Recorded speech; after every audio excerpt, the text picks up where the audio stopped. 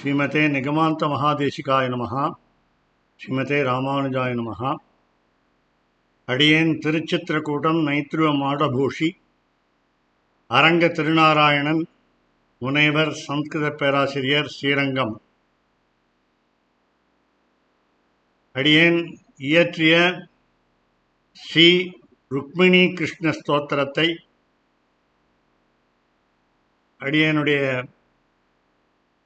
நண்பர் ஒருவர் பாடி அதை இங்கே உங்களுக்கு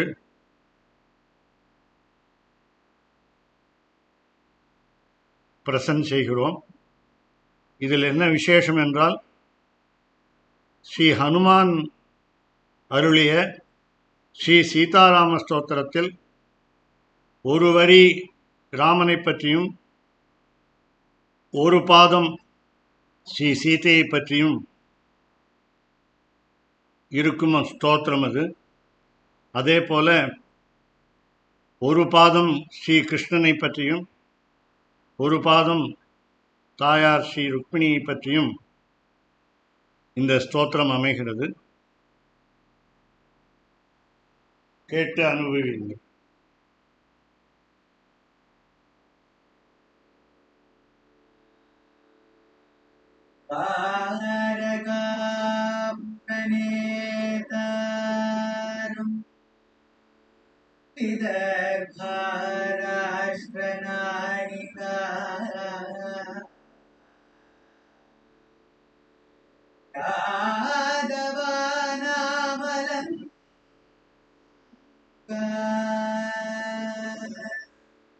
सुरकन्या स्वलङ्कृता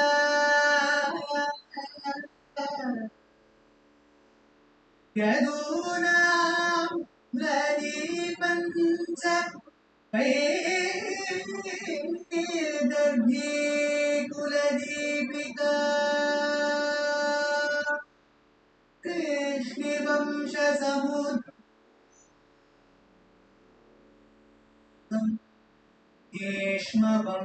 कृष्णवंशसमुद्भवा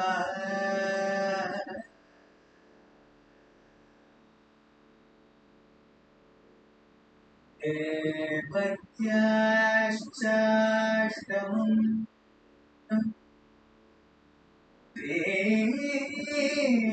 श्रीभीष्मभूपते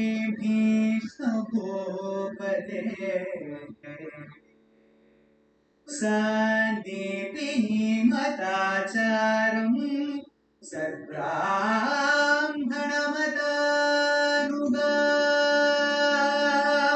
श्रीकृष्णेर्गर्भसम्भूतम् राज्ञि गर्भोदितां स्वयं रक्तपद्मविशालाक्षमुत्पल श्रीत्वयेक्षणा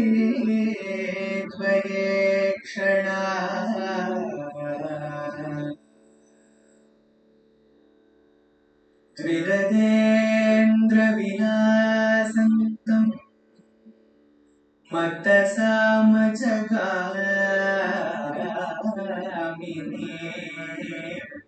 मञ्जुवेणुधरं गोपं नीलादेवी समां शुभां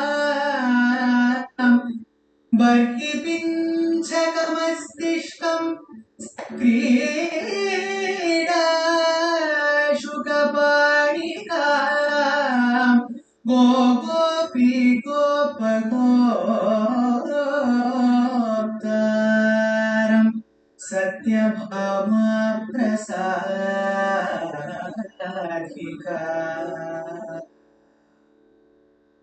नभो मेघनिभं श्रीशं हेमां भोजसितप्रभा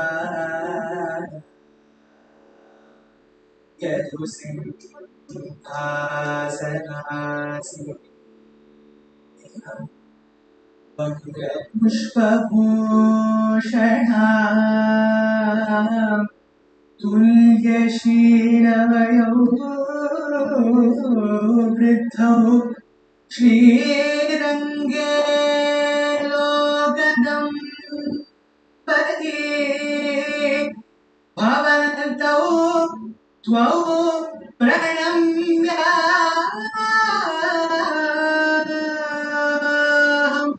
भजाम्यद्य कृतार्थता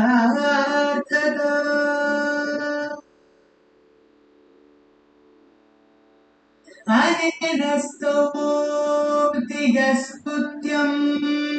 कृष्णं श्रीमान् च भक्तितः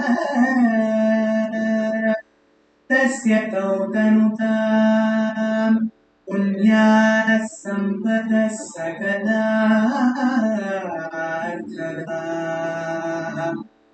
एवं श्रीनं कृष्णस्य रुक्मिणीश्च विशेषतः तेभ्यो नो मया दत्तं तिरुनारायणे कृतं यदा यः पठतीदं शम्भवेन्नूनं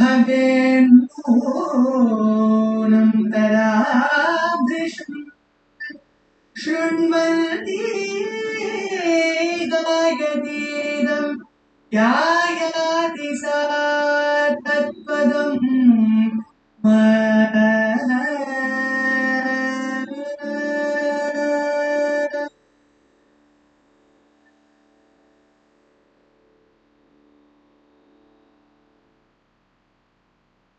இதுவரை நீங்கள் கேட்டது ஸ்ரீ ருக்மிணி கிருஷ்ண ஸ்தோத்திரம்.